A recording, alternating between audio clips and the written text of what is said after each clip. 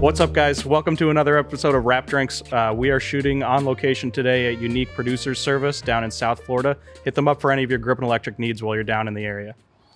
Today we are talking to Chris Hill. Chris Hill is a Florida-based gaffer known for his work on Anora, Sovereign, and The Man Who Killed Hitler, and then The Bigfoot. Today we're going to ask Chris about kind of traveling the country and just doing whatever job comes your way. I love that The Man Who Killed Hitler and then The Bigfoot's like one of my top tier films. Yeah. I mean, I think the name alone. That's the button film. You know? That is the one. I was telling some people, it's like usually you get hired based on your resume, like if you're the head of a department. But I know a couple people that got hired because that was on their IMDb, just because somebody wanted to be like, what the fuck is this movie? So, I mean, do you want to start talking about that one? Just get it out of the way. I mean, sure. I mean, whatever you guys want to talk about. It's a weird one because it's like one of those ones, if you look it up, there's like 3 people listed as like the heads of different departments. Yeah. Was the crew like turning over kind of thing? Yeah, there was a bunch. I mean, first off, it was extremely low budget. I don't even know what the budget was. I want to say it was somewhere around like $500,000. I wanted to say something like that. And there was a whole crew there. Was there, and they were trying to get through it all. It was a lot of work. I mean, It's a ton of stuff that goes on in that film. It's like an epic. It was based on a comic book that the director had made, I believe. I thought you were going to say true story. Yeah. Well, the comic book was based on the true story. The movie was based on the comic book. I see. So there's some deviation truth to between. it. Inspired by. So, but then, so I know that the gaffer and I think some of his crew left, and I believe the key grip and some of his crew decided to leave as well. And the key grip was a friend of mine from down here. Okay. So I mean the new one that was getting brought in. So he brought me along, introduced me to the DP and brought me along, and then we were there and we finished out the film with that one with that crew, but it was still pretty tough. I mean, we had the director's brother sherpaing up lights up to the side of mountain cliffs and stuff like that for big fight scenes. Like they would do it overnight, literally with ropes and carabiners, like carry 1800s and putt-putts and all that stuff up to the top of the mountainside. It's like your budget is like so low that you're hiring your brother to do it, or you're hiring helicopters to like fly and stuff. Like there's no in between. So. Yeah. Where was this movie shot? And Turner's Falls, Massachusetts. Oh, look at that. Western Mass. Yeah. You know that place. That's why It's like Fast Lights. That's exactly who we had. Was Fast Lights. Their stage was that old That church. yeah. Are you With shot at the everything in the church? basement. Yeah, we were. I'm sure we Sam did, Elliott loved that. I think we had a plane scene, if I remember right, that we did like a poor man's process plane scene there. Okay. This all checks out now. Yeah. Dan Peck stayed on as the best boy, I believe. Nice. Or maybe he was the dolly grip on that one, but he stayed on. Yeah, after that the makes sense. He original goes out film. with a lot of the gear on for those Yeah, kinds of exactly. rides.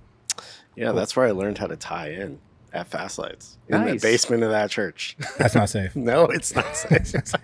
They were like, tie a rope around me, and they're like, do you want to hold the stick or do you want to do the thing? I was like, seems like there should be more precautions here. Next day, I was out on a job. Hey. Was that right before Yellow Brick Road? Yeah, where we had to tie in. So like it really like came in handy. It was Yeah. like, those old jobs where you just needed that power. I love that we don't have to do that anymore. Oh my like God, like it's production, insane. like you physically can't do it. Like Well, productions won't allow you to. Like you have to hire like An a electrician. handyman. Yeah. I was gonna say we still tie in though. The movie that I worked on this past summer, we had 5 tie-ins, I think, in an armory that we were shooting in because they brought 15 18Ks into the building. Oh Jesus! And I've never seen that much power inside. Right. So it was a very weird. I don't know. I think one of the tie-ins was just for AC.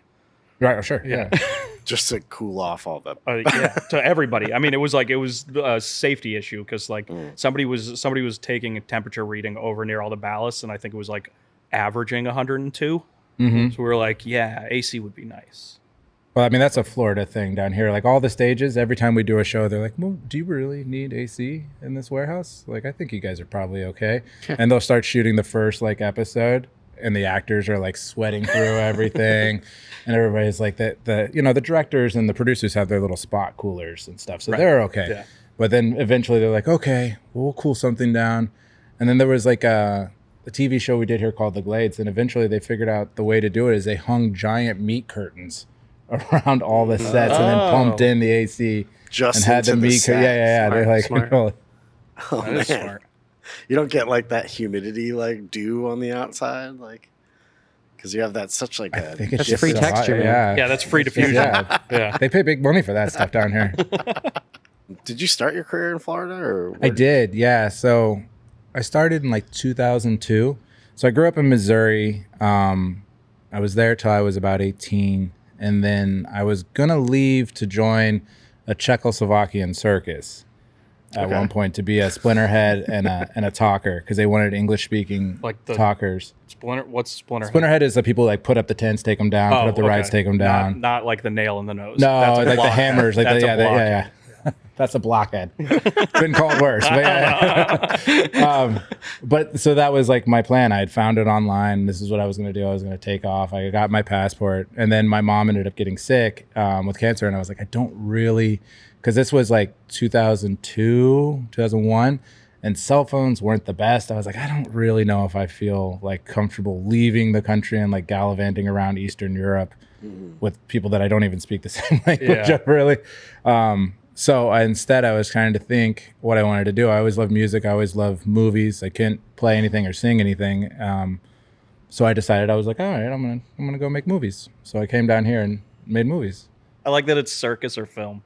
They're kind of They're kind of the same, which is like always the irony is like this, like, oh, film is a circus. I was like, well, it's pretty close. I was pretty close to doing it. How did you find a circus in the first place?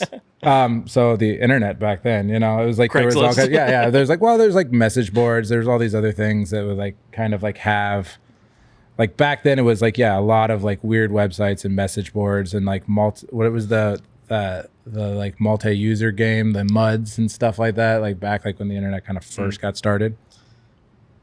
Huh. So when you came here, did you go to school or did you kind of just find? I did. I don't talk about it a lot because it's not necessarily like looked great upon school. So I went to Full Sail Okay. at in 2002. So it is kind of like a diploma mill. Yeah. I guess and might it's know Blake. expensive. Huh? Do you know Blake Steigerwald? I don't. I mean, the thing is, that's the thing is like it's 100 people per class, and 12 classes a year.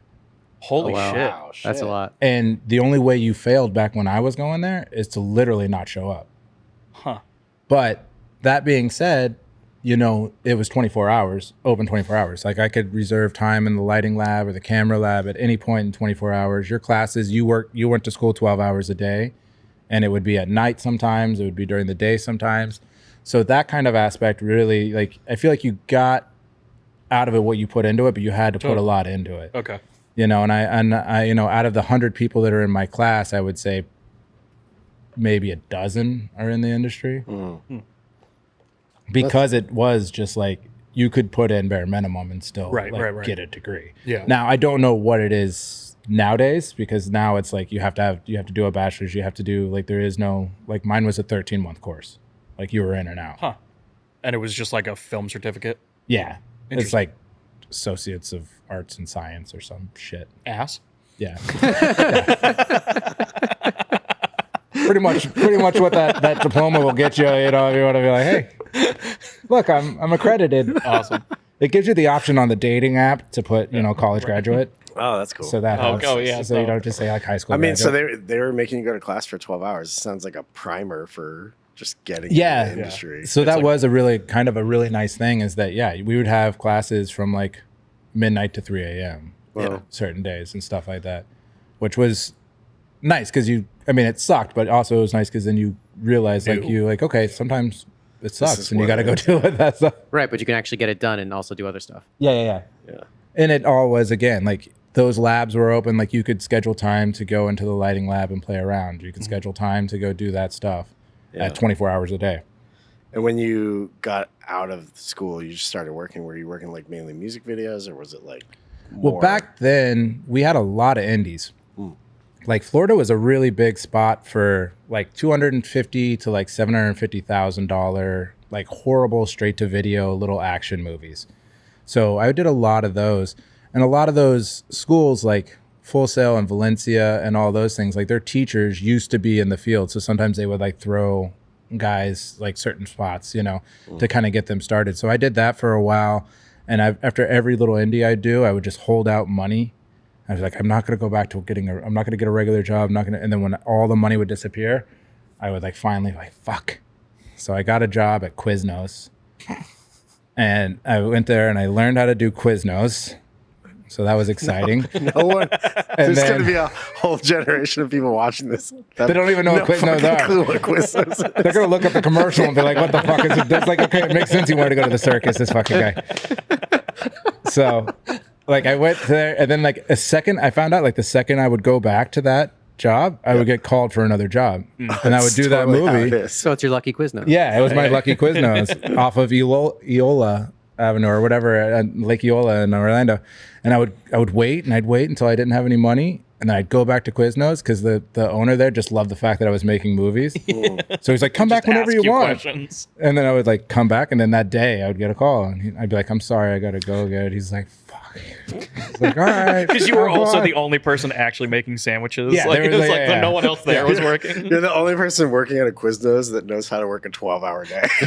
And I was also probably the least credited person. Everybody else probably had master's degrees or something, But you never went into crafty. Never went into crafty. Never went into locations, That's smart. Yeah, the most the underappreciated positions. I need all the appreciation. I need an ego. It's an ego boost. Yeah, I need to be. And what got you into lighting? When you started, did you start in lighting, or do you work your way up No, through? I started in grip. I started as a grip mostly. And I kind of really started as a cinematographer, right out of school, like everybody that goes to film school. You're either a director or a DP. You're not really anything else. In your head. And yeah. And then so I DP'd a couple short films. I DP'd a feature film that was Hulk Hogan was the executive producer, because it was his son. It was his son's first acting role, and we shot it on the. What did we shoot on? The P2 cameras? I think the Panasonic P2s. Yeah. And not great. Nope. Not my best work. No. But That being didn't said, go to it was a thing, and it was also one of the reasons that film kind of made me realize that I really didn't want to be a cinematographer. I don't feel because doing that, I realized okay, if you're a director or if you're a writer or something like that, you're getting a lot of credit and you're putting a lot of time in, but it pays off on the back end. As a cinematographer, I was getting calls all through the night, constantly. There's no off time for you during that whole time either, and with no back end credits or anything. It's just you get pieces of it to show people. Yeah. I mean, nowadays it's a little different. I feel like people know what a DP is and a cinematographer is, but back in the early 2000s, everybody thought the director just did everything. Right. Yeah. And I was like, this is not worth the pay difference. Yeah. It was just you were the camera guy. Yeah. Everybody thought all the directors were like Kubrick. Yeah. Right. And then did gripping kind of lead you into lighting just because? Yeah, because I was tired of lifting heavy shit. Yeah. And I was like, this is ridiculous. I want to do the lighting side. So I started doing more lighting. I mean, Florida in general is a mixed local, so everybody kind of has an idea of how to do both. Yeah. There's very few people in Florida that can't do basic electric or can't do basic grip. But yeah, I was just kind of tired of that. I went to the electric side and started doing a lot of little indies there. And then I got in with a small crew down here. I think my first union job, because I was kind of ducking the union at the beginning because I was a little pissed because I'd done a bunch of union jobs in Orlando, and they'd taken their 3% and everything, which is fine because I was on the job. And then I was they wanted me to still pay in to get my card. I was like, I've already given you guys all this money. And they're like, no, that doesn't count. I was like, that fucking sucks. Yeah. So then I did this other movie, and then we were getting ready to go they wanted to take me with them to do Marley and Me. And then that was when the union was like, no, you ain't going on Too there. big. Yeah, you gotta sell. Yeah, so I had to sell my soul and buy my card. It's not the worst thing. No, it's not the worst thing. Yeah. Yeah. No. I mean, to do Marley and Me, Yeah. you got to do it or no? Yeah, no, we did. Yeah. It was great. It was a great experience. I was more just You bitter. you get a puppy on set It could every be a day. worse There was movie. 17 Yeah. puppies because there was different ones for different age, and then they would age out, and Yeah. there was a lot of dogs. I'm sure Sound loved it. Yeah, I'm sure that was great. But it was more, my bitterness was more the fact that I had paid them like over and over again. And at the same point in time, I believe, and I could be wrong here, but I believe they were trying to unionize Telemundo or Univision, or maybe both. And so they're handing everybody that worked there, they were handing them free cards Oh, interesting. to flip the place at the same time. So I was like, so I've paid you and you're still charging me and you're giving all these people cards for free. I see. Yeah. And that was like my biggest frustration aspect. I was like, this fuckers. Yeah. Yeah. The application, the initiation, the dues. The Yeah. blah, blah, blah. So where along that way do you think you actually learned how to light? I mean, I'm not still certain I know how to light. And if you ask some people that I hire, they definitely say I don't know how to light. So, I mean, I don't know. There was a lot of aspects.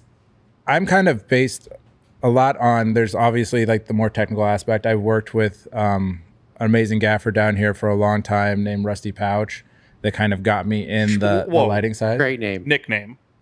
Arnold Cornwall Pouch III was his full name. Rusty Pouch.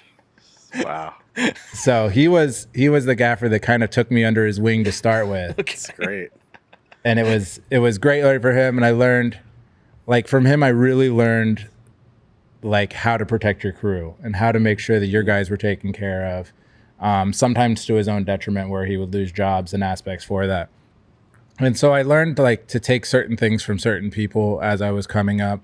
The guy I work for a lot down here now, Jim Priscarelli, he's amazing with lighting, but he's also amazing at like the prep work, like all the spreadsheet stuff, all that kind of stuff that like you take for granted, but makes everything run smooth.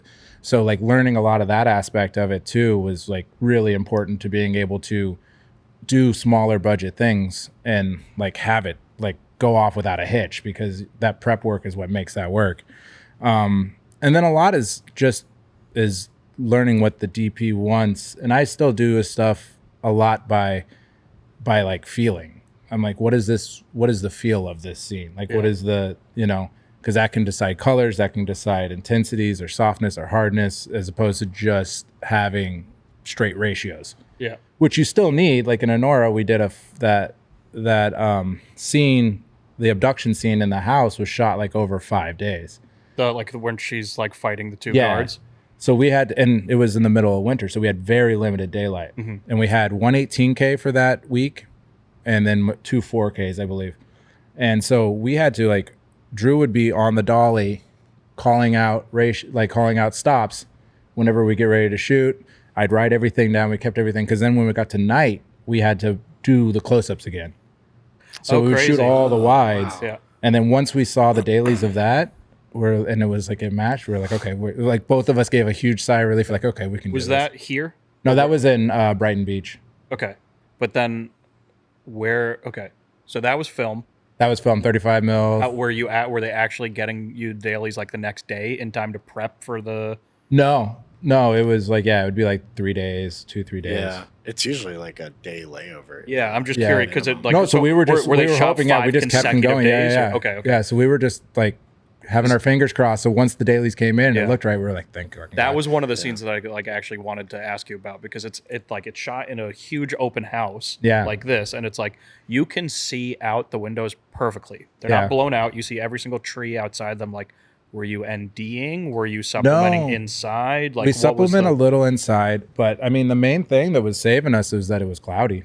Really? Yeah, okay. I mean, it was the middle of winter, so it was just clouds. Okay. Like I said, I had one 18K that we would bounce in. Sometimes we'd bring a direct, but usually bounce in. Yeah. Couple 4Ks, and then I had a ProLight 675, and then I had what I call the Dragon of Chaos, which was my Celeb 850 with the snap grid. And then I have this stuffing that you use for like couches that we'd call Puff the Magic Dragon that goes on. So it gives like this 4x6 super soft, makes it feel like a giant window. So you can come in like real close and it just feels super soft and amazing. Crazy. What the Celeb 800, that's like almost the size of like a 360, right? It's bigger, right? It's basically what their wall of lights used to be. Okay. I think it's like it's supposed to mimic like what the wall of light was. Okay. Sorry, what's a wall of light? Yeah, it's just back in the day. Okay. Back whenever we had regular fluorescent bulbs. Kinos were very weird, like the way, because it was like the tube. Those were like Uh-huh. 12 4-foot tubes. I don't remember. I something like think that. it was like 10 or 12. Let's see if Wasn't we it can in find like It's- a ratchet strap type of thing, and you put it? No, It's that's the almost- it's ladder just getting light. more Ladder confusing. light, It's okay. almost like a taller Image 80. Okay. I think is probably the easiest way to describe it. With ratchet straps. No. the ladder- He's I'm talking thinking about the ladder. Yeah, Same he's lamp. thinking about ladder lights, Wall which are like light. So different. Gotcha. So Gotcha. different. Okay. Yeah. So it's basically that size as the wall of light. yeah. Okay. And then you put a couch in front of it. Just throw a couch in front It's of like that thing the- and you're good to go. Like Right. a softbox, and then just like The stuffing, yeah. rough- So you do roughest you'll stuff, do yeah. the magic cloth that comes with it as well, and then you put like this stuffing Is that material something from that'll- Joann's Fabrics. Is that something they let not Joann's anymore? But is I that, thought they bought themselves back. I thought they're still going strong. I think it's an equity firm. Regardless, You're the only non-equity firm You're like, rental damn house it, right now, so just I gotta get enjoy more of it. that stuff. Is that is that something that's like always in your kit? Like you pull that out of your van? Yeah, Like that's like yeah. I your- mean, if I'm traveling, that is kind of a little bit of my security blanket. Is like knowing that I have that guy in there, and I can kind of run around, and we can get a wider shot, and then I can come in and really shape it real easy, and it just saves from like. Normally everything was book lights, everything's like 2 vortexes into an 8x and then an 8x diff, and then you got to flag the sides and this does the whole thing right there okay. on one stand. on one stand, a low combo with some wheels, and you're good to Because go. that like it's I will say that scene is incredibly naturalistic. Like it doesn't look Yeah, it's you know very it's natural. not, but it I don't know. It's that's Also impressive. crazy that you shot the close-ups at night. Yeah. Yeah, I mean dusk, but sometimes it would roll into like night. Yeah. So it was tricky. I mean, that's Drew's credit right there, is that he's always been really able to make things feel organic and natural, and that's kind of his blessing. But it's also like what he really strives for is to have that kind of ability to have the actors feel free to do stuff, that he can feel free to do stuff, and not really feel tethered in. Yeah. By like points and like, okay, you got to hit this exact mark. You got to have this like, exact thing. That scene's incredible. Like they're, a painting breaks over here, and then 2 seconds later, you're panned over here. You're seeing the whole room. It's not it's not like they're staged into a corner one at a time. So And what you don't really see, but I guess you do see in a couple other things, is the whole other side was walls of mirrors. oh wow, okay, So that house is like either full glass windows on one side, Yeah. or if you turn around, it's all mirrors. Okay. Very Oh, wow. Brighton Beach. Yeah, very. that's awesome. How did you land there? I guess because we're talking about going to a sweatshop of a film school, I'll call it, and then you're graduating. Working like Florida Yeah. Indies, and now you're traveling. Quiznos to Anora. Quiznos to Q&A. Anora. And dodge the circus. Yeah, and dodged the well, I don't know if I dodged it. Well, I mean, I spent a lot of years down here. I mean, I spent probably, I think I'm at like 22, 23 years now in the business, and I would say about 15 of it was just South Florida. Okay. Doing all the TV shows down here, working on Glades and on Burn Notice, some on Graceland and Bloodline, and like all those shows back to back to back, and then doing the constant, like the little bits and pieces here and there. And then I did this movie called Waves with Drew. That was an A24 movie that shot here in Broward. And that was like one of my first ones that was, other than Beach Bum, we had done Beach Bum right before. That was one of my first movies that was like really kind of artistic, but had some money to back it. So it was interesting trying to see how to create something like that really had a congruent theme, that wasn't just like a template of other films or TV shows, and that wasn't another cops and drug show, because that's usually all we get down Right. here. So I got to meet with Drew. We really kind of bonded on a lot of aspects, and then down the road, then that's when COVID hit, and that's when Red Rocket was going to be made. And he called me up and he asked if I could do that, and I said absolutely. And that was kind of the beginning of me traveling more and more for features. Where was Red Rocket? That was in Galveston, Texas. Okay. Interesting. So like the traveling started because of people that you already knew here. Yeah. Okay. Yeah. And then and then it becomes really word of mouth, as anything does down here. But like, yeah, with Red Rocket, the big thing was, and this is what I tell a lot of people, is just like, is committing to the jobs you agree to. Because the reason I was able to do Red Rocket was because it wasn't necessarily a student film, but it was the director and writer. She was just out of college and she had basically decided she was going to do a feature. And they needed me, and she got my name from somewhere. I'm not sure exactly where they had gotten my name, but I was like, okay, no problem. I'll do it. The rate was like next to nothing. And I was like, I promise I won't jump on you. We'll do it. And I did the whole thing. And then whenever I got called to do Red Rocket, the producer that was there was like, that's crazy. Why are we going to pay someone multiple days to drive here, house them, do all this stuff when we can get somebody from Austin or we can get someone from Dallas or whatever? And the DP called me back. Dude called me back. He's like, man, I don't know. They're kind of pushing back. And then the other producer, Alex Coco, was the producer on that film I did down here. And he's like, Chris Hill? And Drew's like, yeah. He's like, oh, fucking bring him. Nice. And that was like that point. Like, had I not stuck with that, had I bailed off of that job, I probably wouldn't have been able to do Red Rocket. Probably wouldn't have done Anora. I probably wouldn't have done a lot of other features because of that, you know? Yeah.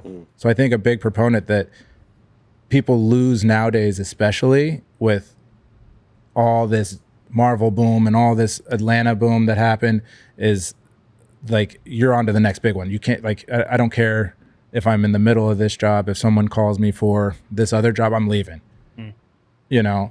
And so I think that loyalty is definitely gone in this industry. And even more so now that stuff's slowing down. Yeah. Like that, like, people got to leave and go.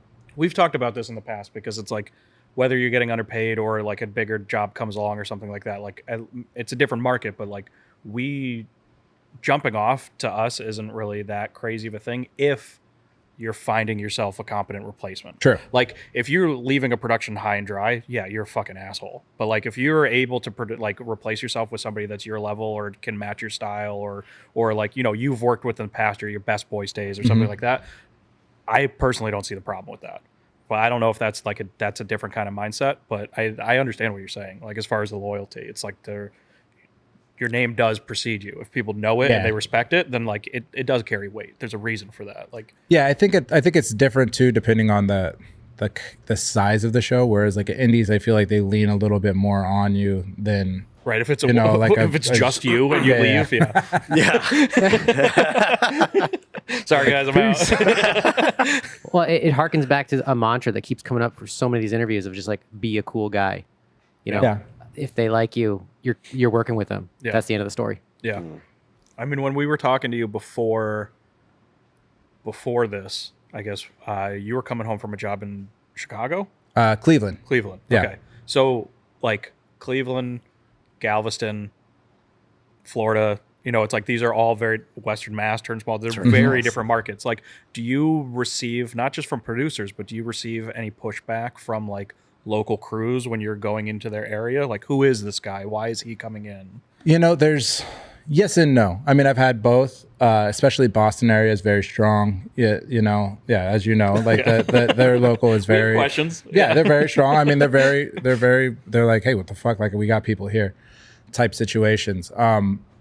And I respect that aspect. I've never bring people with me for that exact reason. Like I hire local everywhere I go because also it's just, you guys, it's your area. You know better. You know where to get the gear better. You know, like the same locations that you shoot a million times, you know better ways to rig them.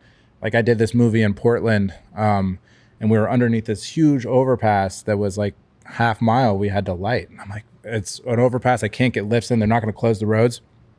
I'm like, I don't know how the fuck I'm going to do this. Like, it's a whole big thing. It's like, do I get a bunch of balloons, but they'll see it? And then the guy, my best boy, is just like, oh, we shoot here all the time. Like, there's still points up. We just put a bunch of S60s up here. They actually, like, sometimes I'm like, oh, that's brilliant. Okay, yeah, let's just do that. It's that's like way easier. Yeah. But, like, I wouldn't, had I brought my own guys in, my own crew, all that stuff, like, I wouldn't know that. Yeah. Right. Yeah. I would have tried to reinvent the wheel on something that it didn't need to be, you know? Totally. Yeah. So where do you find the local crew then? So a lot of times it's from commercial DPs. Okay. So Florida's a big commercial market, more so than anything else probably nowadays. So we have a lot of commercial DPs that come in, especially like now is the start of our big commercial season. It's basically from Starting to now, cool off. yeah, from now till like May. like everybody's coming in from overseas or doing their summer lines, all that kind of stuff needs to get shot now.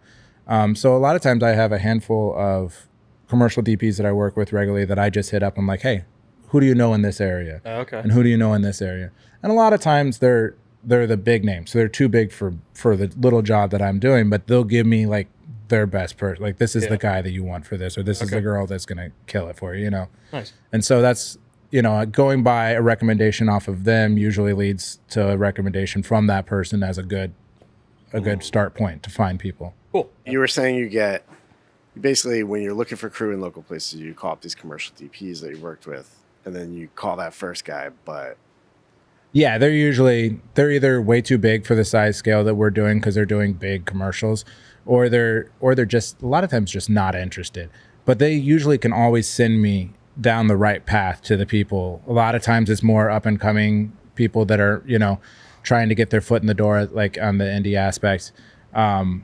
But yeah, I mean, it's never usually the first person. It's usually the second or third call. But the fun thing is usually that first person I'll always bring out for like a day or two to be like the rigging gaffer. You know, it's most of the shows won't have it, but I'll have one location that needs to get like put together. And I'm like, hey, you go do that. That's like a little thank you. Or like the one I did up in Cape Cod, this last one, the A24 one, Tony, like Franz is like the main guy up there, and I ended up getting it, and Franz was like fine because he had a billion other things to do. But I was like, hey, I want to make sure that you feel comfortable with me coming in and everything else like that. Like, can we use your gear? Can we make sure that you're getting something out of this? And he was like, absolutely, let's do it.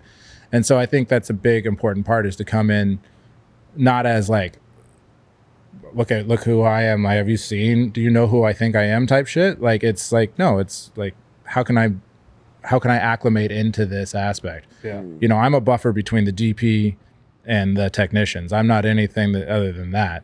Yeah. So I think a lot of that aspect is making sure that you're coming in like unthreatening, like coming in, bringing a bunch of guys, coming in, telling you like, this is not how we do it in Florida or wherever, is like not the right approach for that kind of stuff. Boston wouldn't listen to you anyway. Yeah. Well, the funniest thing is Boston. I came into Boston and I had been talking to the BA a little bit here and there, and you know, that's the thing, is like they're always like, well, you know, we got plenty of qualified technicians. Like, we don't need you. And I was like, absolutely. I mean, at the same point in time, they called me. I didn't like run after this job. I wasn't sending in a resume from Florida to this aspect.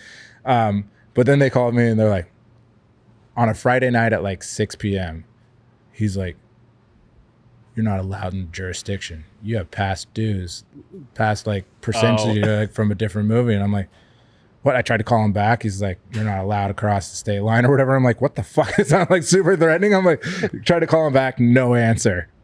Because it was like 5:15. Like, he had called, left the message, and then like fucking been like, fuck it off. And I was like, I'm on my way up there. Like, I was driving. And then finally he was like, oh yeah, it's like $200 and something for that AJ Fickery movie you did in the Cape a few years back. And I was like, okay, here's your money. Like, there was a nice way to do that. Like, I was like super threatening, like, if you cross that state line, we're gonna find you type shit. I was like, whoa. Some of the contracts are really interesting in the sense that, like, you know that you owe them dues, but they don't put it in the start work, so you have to sign like additional paperwork for them to take. And you're like, why did we make this so complicated? Also, why did it?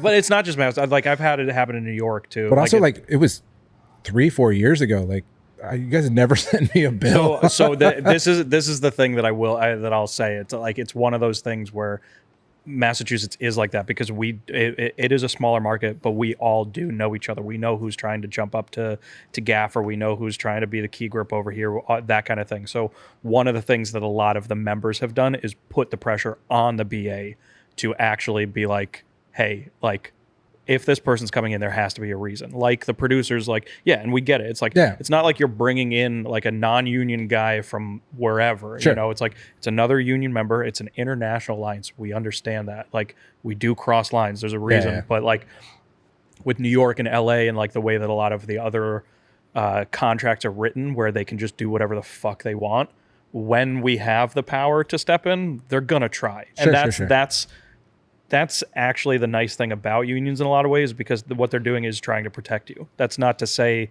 they're trying to hurt someone else. Sure. But I don't know, like, a best boy that I work for, like they did a job down in Alabama, and it's like they had to prove that they were traveling like from Alabama's local. They were like, you got to tell us why you're coming down here. Like, show us that there's no work where you're coming.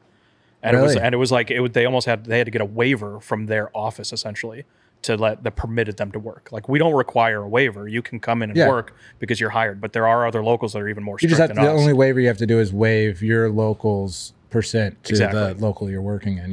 How does one show there's no work? It's just, I mean, our website tells it. Like, I could tell you everything that's shooting right now on our website. I don't know if it's something like that. Like, I didn't go down with them, but I know that like it was a process that they had to go through to just be like, yeah, I mean, like nobody wants to be 200 miles from home, or we stay where we are because that's what we call home. It's like if you're going away for a job, it's because you have to, or you have to. Like, it's like when I could stop working in New York and stay at home with my wife and dogs, like that's fucking awesome. I get to see my family. Like, so you have to show there's no work, not there's no one that'll work with me. That's a good point. Sounds like we're digging in some really emotional stuff right now. I mean, I think we all know there's some fucking shitty people out there too that they'll jump jurisdiction because they can't get hired by producers anymore. But again, it's like what you're saying. You didn't send a resume up the coast. A producer on the thing reached out to you. Yeah. So it's like, who are you really going to blame? Like, it's why you're mad at the wrong person. Yeah, and I think and I totally get it. I get coming in because we get it all the time down here. Like, people come in from Atlanta, people come in from New York, LA on these films, and they bring everybody. Like, they don't even hire. Like, sometimes they'll hire a rigging crew, and that's it. Yeah. You own your own gear. You own your own truck. Like, well, I have a van that I just kind of like over the years. Like specialty stuff. It started off as more specialty stuff, like the Sputniks and the Vortexes, which became kind of like Vortexes and it became standard. Asteras, like Jim Pasquale and I had Asteras kind of at the very beginning because when we did that TV show Ballers, they weren't even DMXable or anything at the beginning. They were just like the old school ones? Yeah, like before the AX ones. Oh, before the AX ones. And then we got AX ones when they very first came out. But yeah, most of it's, I have a small amount of gear, enough that I can make my own, like I direct music videos for friends. I do stuff like that. I make some short films here and there. So enough that I can do my own thing if I want to. And then enough that if I'm doing a little indie, I can make it worth my while. I don't have to feel like I'm like losing out on. Because it's another paycheck stuff. on top. Yeah, exactly. Yeah, because I was like, it seems like with all these new things coming out, it's just hard to like keep up. Like, how do you decide which one to go with, or do you just it's got to fit. It's got to check a lot of boxes. I mean, it has to be full color spectrum for me because I can't, as much as I'd love to have 5,000 Bs, I can't take up that kind of space in the van and be limited to just bicolor. It's got to be full color spectrum. It has to be very like manipulatable. It has to have accessories. It has to be able to like, be hard light or soft light like the Vortex 8. And then, instead of like, I would never get a Vortex 4 because of the fact that it's a junior pen. And I'm like, for the weight and the size ratio, it takes up too much space for that. So I'd rather have, if I'm putting a combo, I'd rather have a Vortex 8 there. Yeah. And then if I want to go smaller, I'll do a micro color, which is just the 1 pixel version of it or something like that. So all of it comes down to like really into like the space and making sure that everything you have in there can do as many jobs as it can, that it can be multifaceted in that way. Are you finding that any producers are like looking at your kit and going, "Oh, we wish you saw it. We wish," like, do they know the toys that you're playing with now, or is it just kind of they're looking at you and hiring you? Is it turning into camera? Yeah, exactly. Yes and no. There's certain producers that are very well aware of the cost of fixtures and what they run and everything else like that, which is also not necessarily one of the reasons, but a good reason not to necessarily dive too deep into like the prosumery fixtures. Like, there's a lot of companies like there's like, what is that, the Ulanzi one that makes like the hothead. There's like the Westcott really trying to push in heavy into those aspects, but if anything breaks on those while you're on the job, you don't really have the tech support that you have with Cream Source, or I mean even with Aperture. Like, you can message Mitch from Aperture on Facebook or any of these groups and he'll answer you. Yeah. It might not be the answer you want to hear, but it'll answer you. Or, with Astera, you can be yelled at by Thor. Yeah. To say that you did something wrong. I'm just wondering, it's like if like it's like if are we at the point where like, okay, I've got a Nyx kit. They're like, well, we really wish that you had the Luna bulbs. So they're not going to hire you? Oh, producers? Yeah, like we're not there yet or anything like that. No, I've never had that. I've had, DPs be like, well, I'd rather have this than that. I usually on the jobs, I'll just send them a list of what I have and I go, let me know if this works for you or if there's stuff you want to have. Mm-hmm. Because also I'm not afraid to buy something for a job. Like if it's like, oh, I know we're going to have like, this is going to be that run. Like I'll buy whatever as long as it's not crazy expensive or anything, or we'll just rent it. Yeah. But most of the time, if you're working on a job, you're probably sub-renting some stuff. You're not trying to come with a full kit unless it's like that indie that maybe can't afford to. Yeah, it depends. Usually, most of the time, I try to get a grip package for sure. That way I don't have to carry a taco and I can fit more in my van. But like the last movie, the Cleveland movie was a 3.5 mil and it was all my lights and my wireless. And we just had a grip van. Wow. That we brought in from Cincinnati. Small crew? Like it was Key and 2. And then we ended up being like Key and 3 most of the days. Are you running a full board or are you just kind of doing blackout kind of thing? So I have a blackout, but I have like kind of an elevated version of blackout, I guess. Well, because it does like the side, you can do like accessories. Yeah, so I have like boards. And it all depends. Like sometimes I'm just running around with an iPad and an AKS. Other times, like the TV show that was just here, MIA, I was the board op for like the truck package stuff. We had a stage board op and then I was the board op on set. And I was running 5 or 6 universes on blackout full with a board with like a Behringer X, and it ran smooth. Yeah. I mean, there's some problems here and there, but it ran pretty smooth. What do you think that entry level of like being able? I mean, obviously the accessories are going to cost more, but like 5 years ago to buy a board, you're dropping 10 grand. Yeah, I mean, there's trickiness to both of it on how deep you want to get and that stuff, because Blackout has Navigator coming out, which is a full board, basically ran on an iPad. And I don't know where that price point is going to land, but that's a big concern for Jeff and them, is like how to make it viable and have people purchase it over a board. If you're asking $7 grand and the new Hog is 10, it's kind of a little bit of a hard sell, and not because you can't do more with one or the other, just because Hog has that seasoned ability of like, this is what a dimmer board is. That's an iPad. And to me, it's kind of, I almost prefer the blackout aspect of it because of the fact that that's always going to integrate and change. Like once Hog puts out 5, it's going to be a long time before they start adding new features or anything else like that. Like you're Hog 5 and that's where you are for the next 5 years, Yeah. Whereas Blackout is going to consistently do it, but it's also hindered by Apple, hindered by bugs, hindered by other aspects that take a little while to like flush out. So you kind of have to sometimes learn how to work around those bugs, like how like when it crashes, like how to like if I turn my Wi-Fi off now, I can reopen it, and then once this opens and I hit the file, then I turn my Wi-Fi on and then it'll connect. Those types of aspects. Yeah. Is there? I mean, when you were in Cleveland, you said that you were running it. Is there like a pushback, like no matter what, we're not hiring you a board op, or do you try to fight for like a local person to be your board op?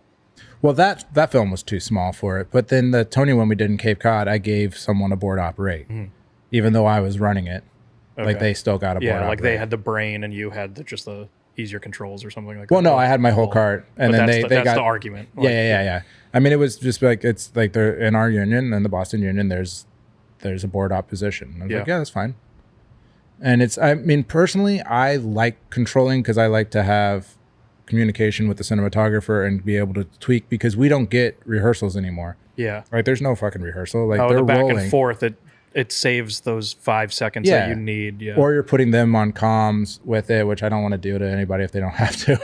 It's just like another layer you're adding to the communication. Like if you have a board op, if you can just stand right next to the DP at monitor, and it simplifies it. Yeah, and like again, like without having rehearsals, like most of all those tweaks are done that first take. Yeah.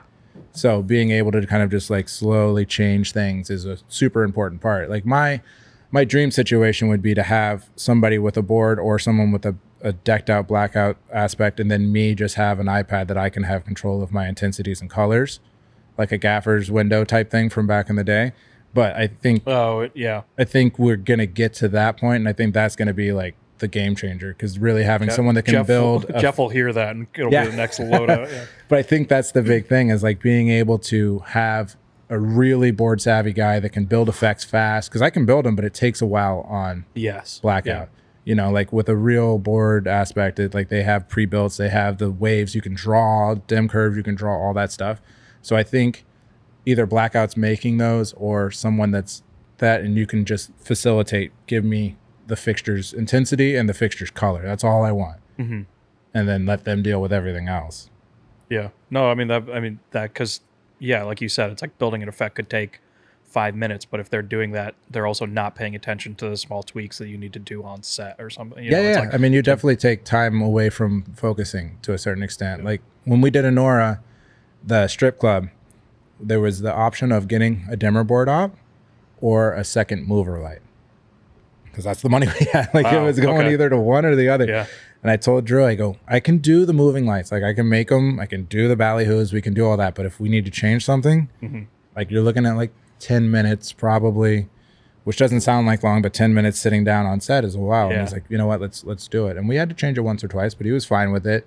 But that was like the compromise. Like you have to know, like if I'm going to do that, it's going to take a minute to build any kind of effect, because it's like a 15-point radius that I'm playing back on like a look thing. Yeah. Do you find this is going to change topics a little bit, but since you brought up the strip club, I feel like you have it's like that feels like a very Miami thing. And then you've done a couple other things. I think Zola was one, which has like that very similar vibe, and like there's a couple other movies like here and there. A lot of the stuff that I've seen from you is very naturalistic, and even if it's like a little heightened, but it's like this is the real world, this is outside, this is the woods, or this is a fucking club. Yeah. Do you feel like that? Like I haven't noticed a crazy in between. Like, do you feel like that came from Miami, like a little bit? Like I mean, it definitely could have. I mean, the amount of Lil Wayne videos and and all that stuff we did back in the day here. You definitely learn like that little unts. Because like the opening shot in Anora, like I think like the best example. It's like this crazy saturated. Like there's no 5600, there's no 3200. It's pink clean, and blue. It's like these bright fucking crazy colors, and then we just go to the real world. Yeah, I mean, I think again that comes down not so much from me as it does from like talking to the cinematographer, and then with Sean, like talking directly to him, because he has such a close relationship with those aspects, and that's why he likes to keep things small. Is like having those conversations on like, what does this feel like? Like, what are you trying to convey? And then trying to figure out the best way that I can help them convey that aspect, you know? And so with Sean and with Drew, they're both very naturalistic until they're not. And then it's like hyperized. And that kind of plays a lot into that role of that aspect. And then it's also just in those settings, I feel like making a club feel natural makes it feel fake. Dirty. Oh, okay. You know, like it doesn't necessarily, like it's like when the lights are on in a club and you're like, ooh. It looks horrible. Like, what is that? There is an illusion of what a club should be that you have to kind of stick to a certain extent for it to be believed, even though it's like that suspension of disbelief can get pulled a lot of ways in a certain way. It's the same as like a driving shot. You know, like a driving shot, you expect to see a woof, to a certain extent. That's not necessarily there, you know? Right. You know, like really a driving shot should be all hitting from like back edge corners and stuff like that. But we're so used to and trained to like, this is what it looks like. I have, this is my biggest pet peeve is when they do a movie theater and they have the projector on the back of their head. Yeah. Like, that just like doesn't fucking happen in real life. Like then it wouldn't be on the screen. Yeah. I know. And they cut to shot of the screen. It's just silhouettes. Yeah. It's just like Mystery Science Theater. You know? It's like, But I mean, the club stuff, maybe that does come from all those music videos. Cause you kind of have that dialed in, like what what like a rapper's version of a club would be. The most heightened sort of like version of what a club is. It made me think of like laser tag. Yeah, I don't know why, but it just feels like everything's black lights and it's like. Yeah, but it's like, it's meant to be like a heightened sense aspect anytime you're really in a club, because you're intoxicated or you're just like, you're feeling the music or this or that. And I feel like those aspects, because you want to get that feeling across, also come across with oversaturated lights or movements of lights or, all these aspects. Because if it was just 56, I feel like that wouldn't come across as much. I feel like it would feel, even if it's still just moving in some strobes, unless you're doing like arena, like rock type strobe stuff, like where it's like poof, poof, poof, poof. Right. Poof. It's like an audience blaster with Do you think the lights being able to have all these things are what's adding to like these requests for all these things? Like the lights being able to change color? Oh, for sure. Yeah. That's what's adding to this like heightened elevation where you need like a dimmer board every time, because it's like this is a new phenomenon. This was not happening like 10 years ago. I feel like 10 years ago dimmer board was like, that was a special request. You had it on a stage. You had it on the stage for the space lights over the set walls, stuff like that, but you didn't have it for technical. It just took us, I would say 5 years ago before producers finally agreed to pay for just a Centena and AKS kit on commercials. They're like, really, do you need that? The DMX tech is like I feel like that's the next big fight. Like the person that knows how to troubleshoot But is it like also, so like the lights are doing it, but then they want like less crew. And the only way to like that's the really tricky aspect, do that is to do this version of it, right? Yeah, you kind of have to have an all-in-one. And the problem is you need to have technicians that really understand menu systems, DMX, all those aspects. And the younger generation definitely does coming out of this. But I feel like we're losing a lot of the old timer aspect, like being able to troubleshoot if power's not coming out of something, being able to balance loads, understanding a lot of those aspects. I think the only way around that is just to fully adapt, now that we're LEDs for the most part, just fully adapt 220 across the board. Don't do just, do single phase and 220 and go to the European twist lock boxes and just run that, and then just eventually if you want to do tungsten, you get 220 bulbs. And dude, we can't even do the metric system. We're not even going to get there. No, but it's kind of a cool point. It's like, but it'd be so easy. You're talking about like the new generation interfacing with the old generation. And it's like, now just start over and everybody has to learn fresh. Yeah.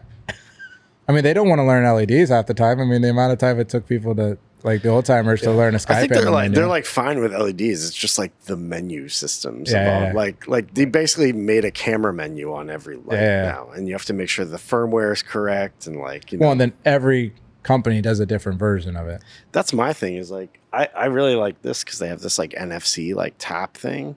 It's like I hope we can get to this point where like either the board op or someone can just set a setting and they can just be like, I want all my lights running at this version. And interesting. Boom. Well, setting up like Asteratubes, like if you have like 16 kits of Asteratubes, that's like 3 people. Yeah. There's like the other aspect of it too. It's like if you're bringing in the Titan tubes, it's like, okay, now you're running on the Titan engine, and then you have 1 Nanlux, then you have 3 apertures, and then you have a cream source. Are all of the whites the same white?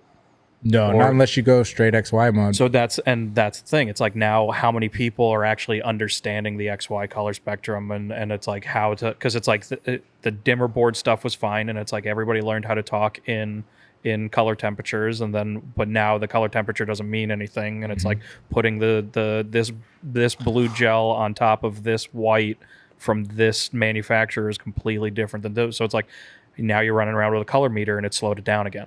Yeah. So can you explain this XY mode a bit? Like why it's different than like HSI or? Well, because XY is a numeral based system in a color triangle, basically. That's a triangle. That's not, I don't want an Illuminati in front of everybody. I gotta be careful. Jay-Z will come after me. No, but so it's supposedly is an exact pinpoint in a color space. So it shouldn't matter what fixture you're using. In theory, if they're in XY mode, they will all go to that same exact color point. And is this like Pantone where we're now just putting one number with one color and that's it? Because it's like a lot of what it's been is like, okay, I've been so used to running, okay, you get a 1K and you put full CTB on it. Mm-hmm. Now this LED came out and we put the LED base at 3200 and we put the full CTB gel mode on it. And it's like, it's supposed to be that same color. It's not. It's the LED version of that. Yeah. It's fine. But now you have you have the Storm, like the Blair engine on the apertures, or you've got the Titan engine on a bunch of the Astera stuff, or you've got like this next one, all of their whites are like, or their CRI is a little bit off, like so they don't have the purple, or like there's something missing. Or they're a little green, or they're a little extra blue. So it's like, okay, yeah, now it's not 5600, it's 5600 on an old bulb on your M18, you know. Right. So it's like, so you it's just a put little it to old bulb mode. Exactly. But it's like, but that's the thing. So it's like the XY is supposed to be the workaround of that. So it's like said, it's like you're not dialing in. This is like Aces, but for what do you mean?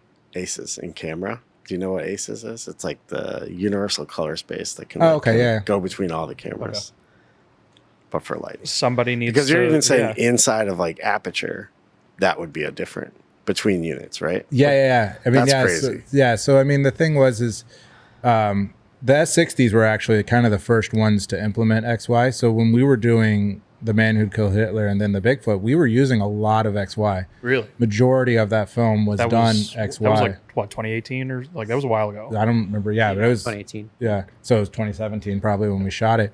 But we were using, because back then we also I didn't have Rat Pack stuff. I didn't have any of that stuff. So I was using, because those are also DMX nodes technically, I was using little TP-Link router, router extenders. And I would wrap it around the base, that little foot that's on the back with a bungee cord, plug it into that thing, make one a master, the rest a slave.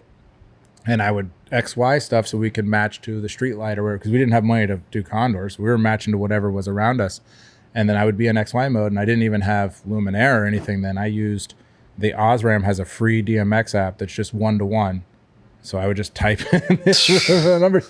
And you had to take it back then. You had to take it times 0.8 or whatever it was to get the right numbers for the ARRI information, because it wasn't exact XY. You had to take the XYs and then take them times 0.8. And then that number you would put into it. Does your color meter give you an XY readout if you want, and that's what you're matching to? You're saying, okay. Times point. Right. Times 0.8 back then. Funny. I'm surprised you didn't have like any condors. I mean, I know for the budget, but like you had some like big exteriors that like the streets looked like the giant moon in the sky. Yeah, I mean, there was some stuff they had, like the stuff they did the big arena thing before I got there. But yeah, a lot of the street stuff, it was going by street lights. It was going by a lot of that aspect and living that base to there.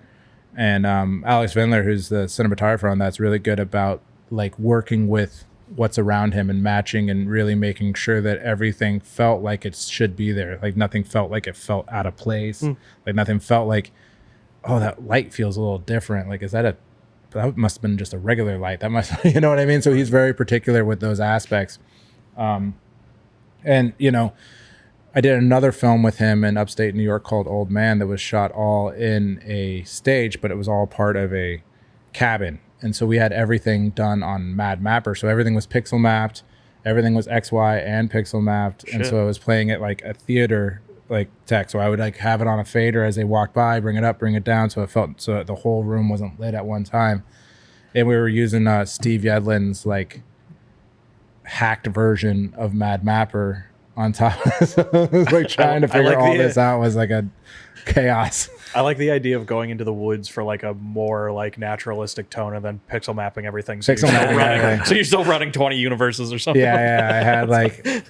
I had pixel map tubes doing XY fire effects, like dropping in different fire looks, as well as like hitting them with Spudnik. So there'd be hard and soft hits inside of this fireplace thing that we built out with all like show cards. So it was white on the inside, and then we would take tinfoil and put tinfoil patches so it would hit different hits of light in different spots. Wow. Cool. Like a full shitty rig right there. Have you ever seen it's like somebody just takes like an old can of beans and like dents it and then like puts it on a power drill real slow, and that's the fire. Yeah.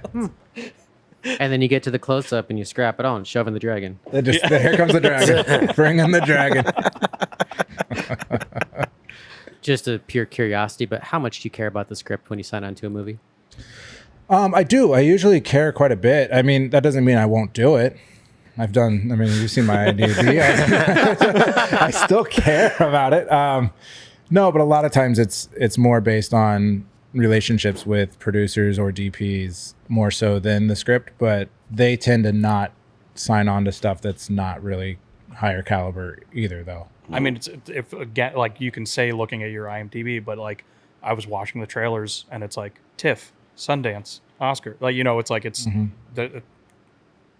don't know. They're going places, The movies, a lot of things is like the movie gets finished, but then what happens after the movie gets finished, Like where does it go? I feel like that's the biggest part of like the indie world where, Yeah, because there's no more Blockbuster. There's no more direct to cable. Like that doesn't exist. Yeah, so, they don't do VOD or anything. And now since the strikes, they're not buying up like stuff that's not going to make pure profit because they don't want to pay back end aspects to those things. So a lot of those like stuff that used to kind of like pop on to Netflix or Hulu or stuff doesn't go anywhere now because they don't want to pay the back residual aspects. Yeah, Sundance didn't have like any sales this year.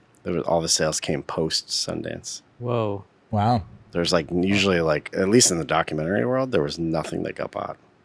Wow. I wonder if it sells at a festival, do they have to pay a percentage or something like that? I think it's like it sells at the festival. It's got a premium ticket to it. So what happened was a lot of those movies that were at the festival got bought 2 months after, probably for a discount, Right. Yeah. That's the thing. Like they're, no, I didn't buy it because of that. Yeah. I mean, just talking about more kind of, I don't know, what was Sovereign a lower budget? Sovereign was, I think, it was like 3.5 mil. Okay. What do you consider low budget? I mean, I think under 5 for me is a low budget. Like it is, like you need every penny of that to create it. Like none of that can go to waste. You can't splurge on this or that. Like everything, especially now where inflation and everything is, like 5 million is a very hard point to make a full-fledged feature unless you're trying to shoot it in like 2 weeks. Okay. Like you have to be very cautious about like location bases and everything else like that when you're on a budget like that. I feel like once you get over 15 mil to like 25 mil, that's like where you can splurge a bit more on those types of aspects. So 3.5 to me is like very, very low. Mm-hmm. Interesting. Yeah, well, a lot of that goes to the casts. No, I know, and we were literally just talking about this. It's like sometimes if you get a big name person, it's like they end up taking like, even if you're 18 million, and it's like half of your budget could be to that fucking actor. Sure. And now you're back in a low budget world, but your tier is up, and the crew's like, okay, oh no, we can't get another Roadrunner. Like what?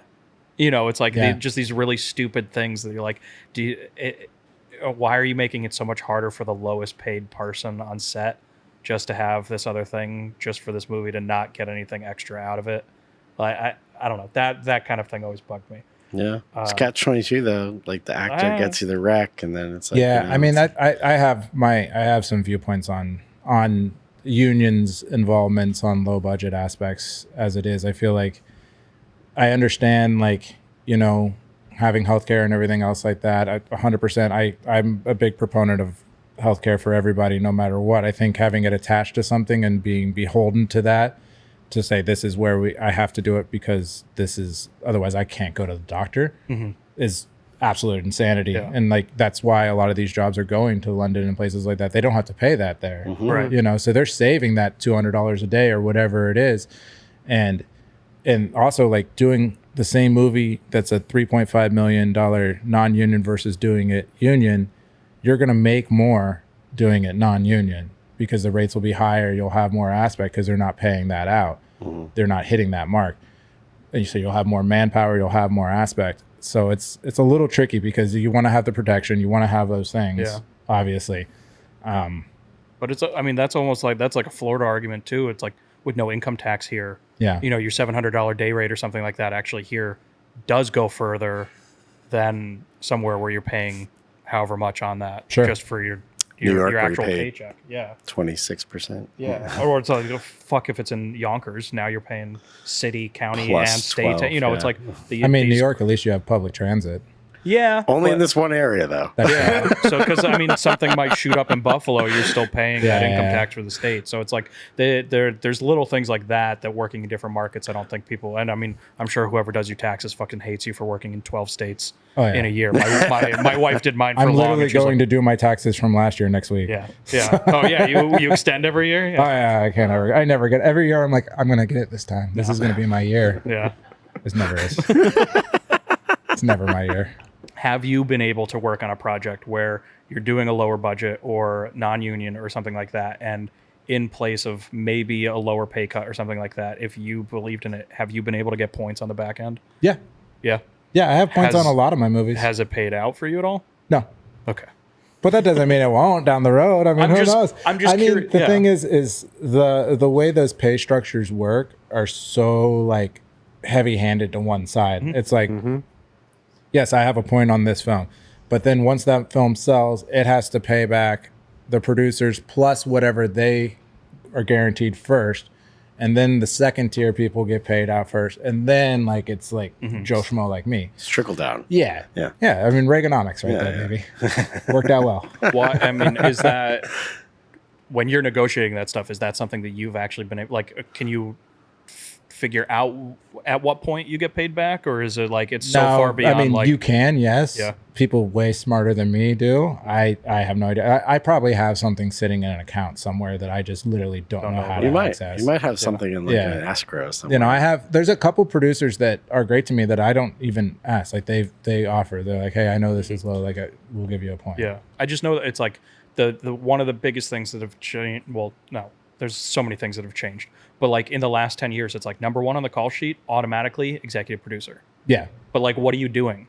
Oh, you're taking a lower pay rate so that you get more money on the back end. What's that? It also means that's where the funding's coming from. I mean, the amount of films I've had, not always, but the amount of films I've had that have gone away because an actor dropped, like the funding was attached to basically their name. Oh, you're saying somebody else is paying because of their name. Yeah. But that's like, to me, that's, I mean, maybe I'm totally wrong on this. That's not fucking producing. That's having a name. Yeah. You know, it's like the fact that's producing.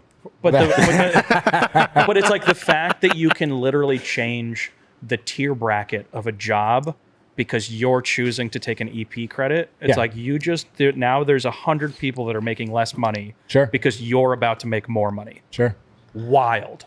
Yeah. I just don't, I can't even begin. But that's just kind of the problem with the broken system, right? I think once we started tiers, that kind of became a thing. Once we just started going into tier markets and not really having conversations about what the film is and what it needs to be, like what the crew sizes are, and having the union work with it and being like, no, this is what it has to be. Like them telling them before, based on not really any idea of what the film has to do. Right. You know, and that's why I think like under $1 million to me is like definitely not union. But even I think that's where where is the lowest tier now? $750,000 or something like that? Well, for like SAG, it's anything. Yeah. Well, that's the problem. Is like, that's the issue. Is like SAG and DGA is always going to be union no matter what, because it is like nothing. Yeah. 20 grand and you're still SAG, you know, like. So it's hard. It's a bit of a broken system, but it's based on another broken system of not having healthcare and then holding people kind of hostage by that. Like you have to have so many hours.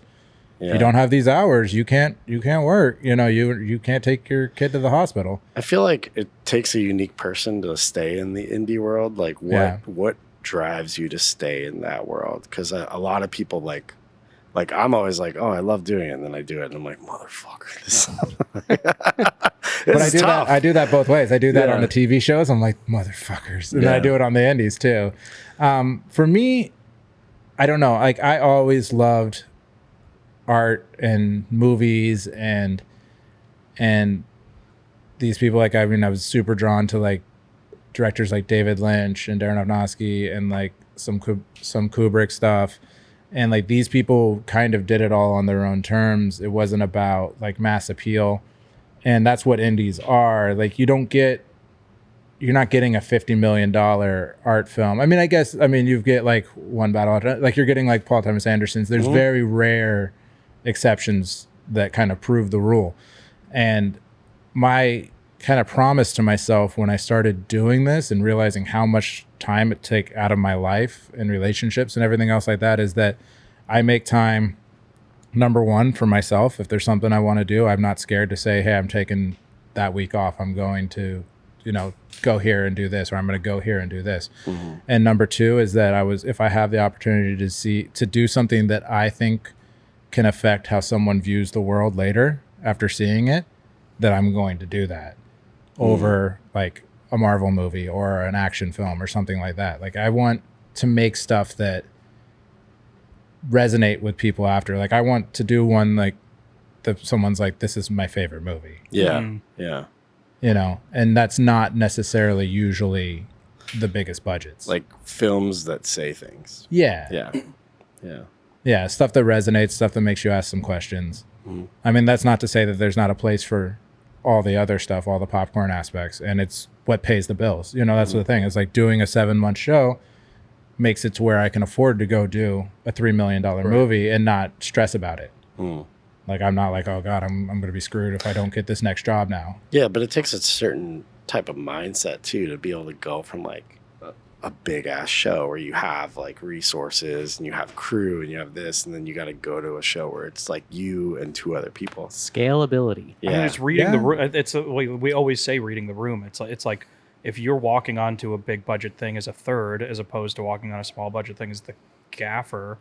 Like you got to go in there without that ego of like, well, I could be doing. It's like you know what you're walking into. Yeah. You have to like once you say yes to something, there's no like, well, I could be on this instead type situation. Like, no, you chose to do that. You have to give 100%, whether it's $700,000 movie or a $700 million chaos thing. I mean, like, I don't think for me there's not different tiers of work ethic. Like it's always the same, no matter which one I go to, 100% agree with that. Yeah. Like if you commit to that lower day rate, that doesn't mean that you get to work less hard or provide less of what you normally do. Right. And most of the time it's the exact opposite. As I say, I usually work harder on the lower always, right? always. Like, because you're getting 2 less people, or because you're going to hit that 14th hour, or like because you're in the middle of the woods, you have to know how to fix that thing. You have to know how to troubleshoot. You have to know how to run around and problem solve. And it's like we're on the big budget thing. Like, grab the third one. It's a spare. Like call the shop. They'll bring it in right now. It also comes with a bonus of appreciation. You work with like the really small crew and everything. Like you fix a bunch of problems that normally a team of guys would do instead. And like, hey, we like you. Thank you. Yeah. Well, it's definitely more family oriented on an indie. I mean, that's the thing is like when you're doing these huge TV shows or big movies, like you're just a number on the call sheet. Like you're very expendable. Like sometimes even to your own crew. They don't even put you on the call sheet sometimes. But like when you're working that closely on an indie, it is very much like you are part of that creative process. Yeah. Like you are part of the people that make that thing come to life. Yeah. As opposed to like the guy who just switches on and off a light. So we've talked a few different approaches, but like if someone is trying to break into the industry, what would your advice be to them? Like start in the indie, go for the big tiers. How would you go about that? What would you say? I mean, it's hard nowadays. I mean, I think the thing now is really to really pay attention and learn consistently with the way that all these manufacturers are putting out YouTube tutorials on everything. Like you can come to set knowing more than half the people on set, and I think, like Jeff is amazing at that. Just like all the tutorials he does for Blackout, all those aspects, like you can get demos of a lot of this stuff. You can be ready coming out day one. And then also just once you're there is just look and listen. Don't be the guy that as a first time day player, you don't need to run every light to set. Please don't be the guy that runs. You need to learn. Like the biggest problem I've seen with a lot of this younger generation is that they're eager to be the number one set guy as opposed to learning like how the whole set works. And there's there used to be somewhat of a hierarchy in like just the third section even. Like there was protocols on the call outs and everything else like that that's kind of gone away. So I think a big important part is to just listen when you're there and look and just kind of constantly see what's going on. I would say a great place to start is the indie world, because then you can see how to do it on a small scale, because it's always easier on a big scale. Like it's more stuff, but it's always easy. Like making a night exterior on a big scale is way easier. Yep. But there's just not as much indies either. So I don't know if that's even like a wise place to start anymore, because where do you find them? I mean, and for all we know, that'll change in 2 years. Yeah. You know, it's like everything could flip. Yeah. Who knows? This weird fucking industry. Speaking of this industry, why Miami? Why do you stay down here? Because you're traveling all over the place. So I'd like to hear about like working down here and why you like it. I mean, just like anybody's hometown, like I feel like we've got pretty much some of the best crew out there, because we've been kind of forged through the fire of everything. You know, we had our big fat years where we had a huge incentive when really nobody else did. We've had, you know, COVID hit us crazy hard as it did everybody, but we still had like the Latin market, the reggaeton and stuff that would kind of get us by, doing a music video here, a music video there. We've got some of the best commercial market in the world, because people come from here from all over to shoot their summer lines and everything during the winter. So everybody's been kind of forged through everything. We've been in hurricanes. I mean, the only thing these guys can't do is snow. You know? Well, not that kind of snow. They can do it like winter. But yeah, I mean, so the ability for these guys to just jump at any task and not have a defined line is also an amazing thing. Being a shared local, like all these guys know each other. They've all worked with each other for decades. And if someone's struggling with a stand or something like that, we come in and we grab it with them, you know. And I've noticed that happens in a lot of places as well. But like some of the bigger things, they're kind of like, well, that's not us. That's them. They should have another guy if they want to do it that way. And that doesn't really apply as much here. And then it's also just simple things like everywhere I go, after about 2 months, I'm just like, you know, like LA, it's dusty and just dry and hot as hell. And New York is like, the amount of dog poop on the sidewalks of New York is just baffling. And then you come back here. It's not dog poop. It's not dog poop. It could just be regular poop. Please be dog poop. Please be dog poop. And then you get back here and everything's like green and clean. And given that's just because it pours down rain every day and washes away all that dust and all that dog shit. But it still gives that kind of illusion of like, well, it's nice every once in a while to come back to something that's kind of like just warm and clean. And you know that when you show up to work, it's going to be like with a group of guys, like it doesn't rotate out a bunch of guys. Like it's going to be the same guys you've been working with for a long time. And they're all just overly qualified for what they're doing. So when you're down here, like, I'm assuming maybe like you're the head of the department a lot of the times when you travel. That's why you're traveling. But are you getting like gaffer jobs down here? Like, do you have a crew that you work with all the time? Yeah, or? I mean, I have. So like the big shows down here, Gaffer Jim Priscelli, I work with a lot. I've worked with him. I did Bloodline with him, and I did Bad Monkey with him, and then MIA with him, and then any commercials he usually does. And he's taught me a ton. He was the guy who was telling like just about like the amount of prep work that he's able to just knock out in a short amount of time, and then seeing how well that just like makes the job go was like a whole big eye opener on how that aspect, and then just how he's able to run a set without any kind of animosity or loud or boisterousness is just a really amazing thing to see, because you don't see that often, you know. And I feel like that's like a necessity in this new wave, this new era, is like no one wants to work for assholes, you know. But I think like when I'm back here, big jobs, I'll work under him. But then it's like I still have some commercial clients that'll come through, or like some producers that'll come through. You know, we have a lot of really amazing gaffers down here. So it's kind of hard. Like when I leave for a while, I'll come back. Sometimes I won't be working for a little bit, and I'm kind of like weary to call anybody up. I'm like, hey, I know it might not be busy, and I know you got your regular guys that kind of help support you the whole time while I was gone, but if you got anything extra, you got any scraps, I'll take a bite, I'll take a nibble. Go to Quiznos. I'm waiting. I'm going to reopen Quiznos down here. I hear the Miami names Beach available. quiz notes coming back, baby. It'll never actually be open though, because every time you go to open, you'll get a job.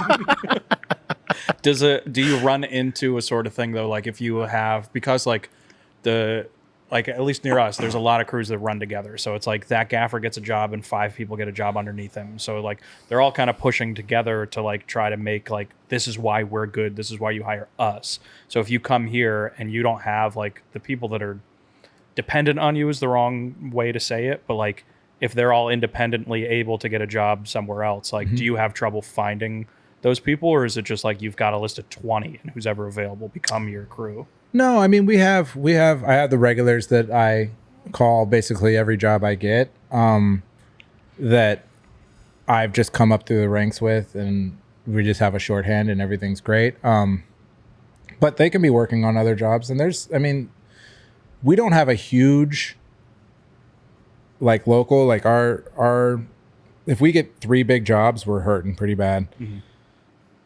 But everybody here is pretty capable for that aspect. So I don't know. I have like the regulars I usually call. And then if I don't have somebody, then I ask them like, hey, who do you owe a favor to? Do you want to throw someone else on this? Like, who got you on your last one? Do you want to bring them on? Okay. And that's kind of how we'll feel it out. Like if my first couple ones aren't available that I normally call, I'll ask the people that are on it with me, like, hey, who do you owe? Weird mafia. Yeah. When they hire the grip and electric department as one instead of 2, it feels like that mindset is like, oh, well, if you can do one, you can do both. Which, yes, a lot of G&E people can dabble in both, but the ability to do both is a very different thing. So controlling things like magic hour, it's like, I think a lot of people think that like, oh, the sun's setting, we could just shoot. But there's still reflectors or nets that you have to set up, or something. Like you got to control something. I would also like to add on top of that one and none, or like a really small crew. It's like, it's really easy when the DP is like, hey, we need this. It's really easy to get into that like scatter mode where you're just like setting shit up because, but like, how do you kind of pull that back and go like, no, we can't do that. Actually, we only have 3 people. Like, sure. Yeah. Is it a negotiation thing? It's like, cause it, like that's, I feel like what happens on indies is like, sometimes you get into that fucking scatter mode, especially when you're shooting like in a club or a bar, you're just adding lights everywhere. And you're like, you don't even know at a point, like what the fuck you're doing. Sure. So, a lot of that has to do with my heavy imposter syndrome. Where this fucking it's every episode. It's every where I can't episode. do it. Because I ran into that a little bit on the Tony movie in Cape Cod, because Michael Bauman was the DP, who was like the biggest gaffer ever. And I'm like, the first week, I'm just running around. I feel like with my head chopped off. I'm like, what about something there? And I'm like, okay. And we'll just go over here. And I'm like, okay. And then I'm just, and eventually, like the end of like week 1, I was like, man, I'm sorry. I feel like I'm failing you nonstop. And he's like, no, you're doing great. What are you talking about? I'm like, okay. I think it's smart when you're working on a low budget, you have to have like a mantra, right? Yeah. You can't like good, fast, cheap, right? Pick 2. Yeah. So like you have to figure out what it is. Well, and that's what comes into what you were saying about like getting scatterbrained and like getting like a little overwhelmed in aspects on these lower budget stuff. And I'm guilty of it too for a time or two. What I try to do is communicate like, okay, let's make a decision. What's priority? Like I have this and this. I can do 1 or 2. Like I can't do everything. So what is priority in here? And do we have time to readjust later for the other aspects? And then it gives them the choice as opposed to putting it all on you and your guys to just run around like in circles.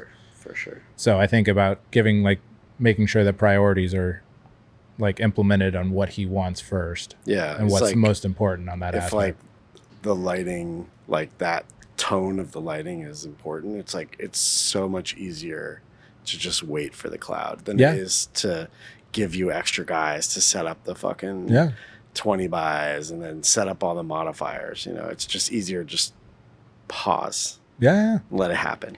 I mean, the Cleveland job we waited on clouds all the time. And I think we went over 12 hours like once. Yeah. because he has it planned with the director on what needs to happen. Yeah. It's that spin thing. People spin and they're like, we're 5 minutes behind on our paper schedule that we created out of thin air. We're gonna lose it. And then it's like, just calm down. Like, but it's also that thing of like, if you're planning to do 4 weeks at 8 hours a day, when you do have to wait that extra 15 minutes, it's like it's not doing 3 weeks for 12 hours a day. It's like, and everything, like you have to do it. It's like just giving yourself that extra couple days. Everything's like, sorry, you're shooting for an extra week.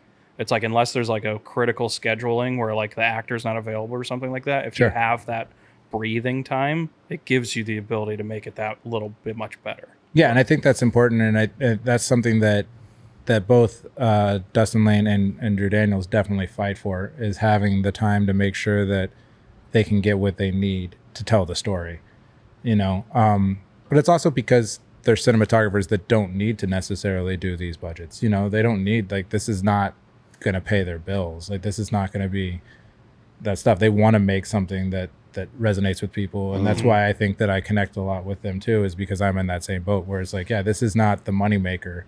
This is the one that hopefully when it gets done, someone watches that and they're like, fuck, that was something that just stays with them for a while, That's ultimately like why I feel like we all started in this industry, is to like make movies that resonate with people. Like, but it gets lost. It gets lost in the money. Yeah, a lot of times, for sure. And then it gets lost in the chasing of the healthcare hours. It gets lost in the a lot of those aspects. I feel like I wish I get lost in the money. Scrooge McDucket. I think you used the term earlier, like insulate. Yeah, and it's like there's a lot of people that I don't think understand, like as far as what you're saying, like scatterbrained. Like there's a difference between being a yes man, and giving the DP what they want. Sure. So it's like, unless they came up through the lighting world, like, and even if they did come up through the lighting world, if it was 20 years ago, like we've been talking this whole episode, we have new toys. Yeah. So it's like, tell me the feeling that you want, and I am going to convey to my crew how to get that done. And it's like some of the best gaffers that I've ever worked for, what they do is you don't hear the bullshit. Yeah. Because a DP could easily go, give me 24 9 lights. Yeah. It's like and it's like, well, we could, unless they're in frame and they're prop, there's another way to do that. Sure. So it's like, what percentage of your job do you think is even just kind of like insulating, translating whatever fucking crazy message is told to you? Oh, tons. The biggest part is it all starts in prep whenever it comes to like scouting, and I do floor plans of every location with my iPad, and then I come through and I make a lighting diagram, like a rough lighting diagram on every location on these films, and I send it to the DP so we get ahead of it half the time. How are you doing a floor plan? Like, are you drawing it, or do you have no? Like I used to use Light Designer, which now is Scenario. Okay, I believe. So because Light Designer is no longer scanner type thing. So I use was it Polycam? Polycam I use for the room scanner. And then Scenario I use now for the layout, because they have Crescent, which is they make like actual real fixtures, like all your fixtures are there, and they're size oriented. So as long as you scale your floor plan up, I know how many V8s I can fit, how many, and that's how I figured out exactly how many 9 lights I needed. Oh, interesting. Because otherwise you're going through and you're doing like capture, and every time I did capture for the 9 light one, but every time I do capture, I don't do it for like a year, and then I'm like, how the fuck do I even turn the light on? And I have to do I have to stop, go to a tutorial, and then go back and be like, okay, and then stop, go to a tutorial. So this is way easier. Yeah. But that also just gives that DP a starting point and being like, here's what we're gonna do, and it also gives the entire crew a floor plan. So I hand it off to them. I send it in mass text every time I get ready to go to a job. Like, here's what we're looking at today. Obviously things might change, but that way everybody knows what we're getting into, because I feel like gatekeeping information is like the downfall of like a successful day half the time. Well, there's always one guy you shouldn't send it to, right? Well, he doesn't know how to. He doesn't know how to open it. Yeah, he doesn't know how to open an email. Yeah. I'm curious. Is sending it to your crew like that helpful? Like, how often are you working without a rigging crew? A lot. So it's like, it's just to make sure, it's like, instead of having that 15-minute meeting at the beginning of the day and delegating everything, like you said, like a charge third isn't really a thing anymore, but it is still a thing. It's the thing. Yeah, that's the thing is, exactly. Like a key third or a charge third. Yeah, those things they don't really exist anymore. And I feel like people don't really remember the time when they did, but it made life kind of easier to a certain extent. Like commercials, we won't have a rigging crew. On a TV show, we'll have a rigging crew. These indies, we don't, and it just gives people, I can be like, they don't have to keep asking me the same thing. They can look at the map and be like, oh, those are over there. Okay, cool. Mm-hmm. Everyone has everyone has like a battle plan, but then you also have with the DP sort of like set expectations. Yes.